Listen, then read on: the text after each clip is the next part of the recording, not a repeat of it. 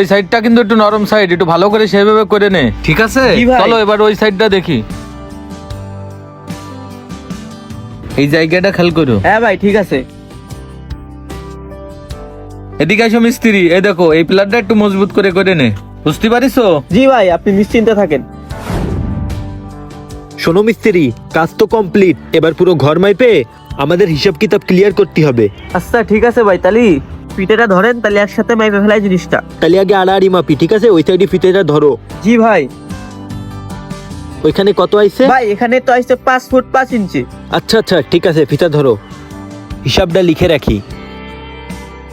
এখানে আসলো 5 ফুট, হিসাবটা একটু তাড়াতাড়ি করতে হবে। তাহলে আড়াআড়ি হলো 5 ফুট। এবার লম্বা লম্বি মাপো। ঠিক আছে ভাই। হ্যাঁ তাড়াতাড়ি জি ধরো, ভাই ধরতেছি। ভালোভাবে ধরো, মাপের জন্য কোনো ভুল না আরে হয়। কন্ট্রাক্টর সাহেব আপনি?